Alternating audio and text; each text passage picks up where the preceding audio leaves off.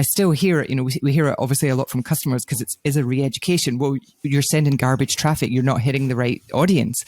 But it's actually the shift is that your ads, your copy and your creative should be selecting the audience, not you selecting the audience so that you're hitting the right people so that they'll buy whatever they put in front of them, which is kind of what it used to be. You say that again. Say that again. We're both say that again, Andrew. Oh, no, this is a value bomb. If you're listening, I need pull over if you're in the car. Like we're going to write this down.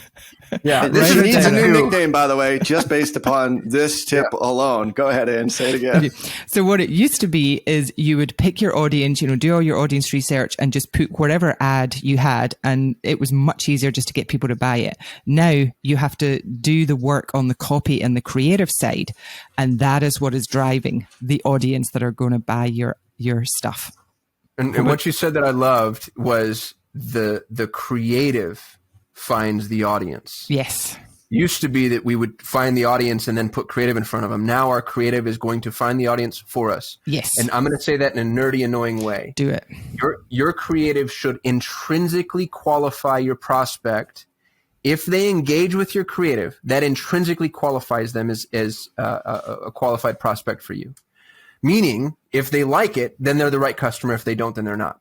Which is interesting because that means we're playing less is more. You actually don't want more leads.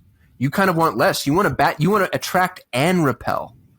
100%. And that's a huge mindset shift for most business owners. And it's also a mindset shift for media buyers that yes, we've known. It's a mindset shift for me. Everyone. I want more leads all the time. You want all the tricks. Yeah.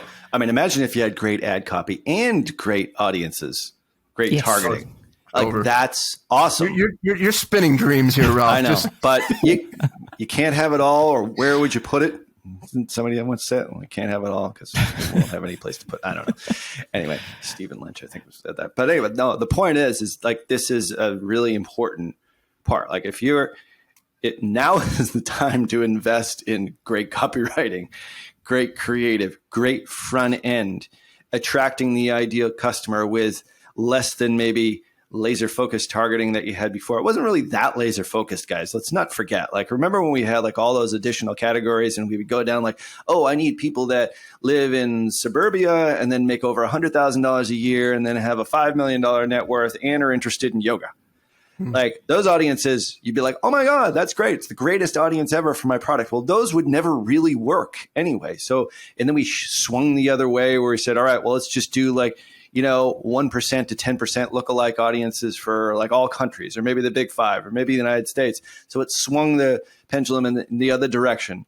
But now we're kind of in between there somewhere where we're still using large audiences, but it's now the ad copy and creative stuff from the creative lab, for example, at tier 11, that really is the thing that calls out that avatar, gets them interested, engages them at level 1 traffic, and pulls them in through less than ideal visibility inside Facebook, which is the reason why we use first-party tools.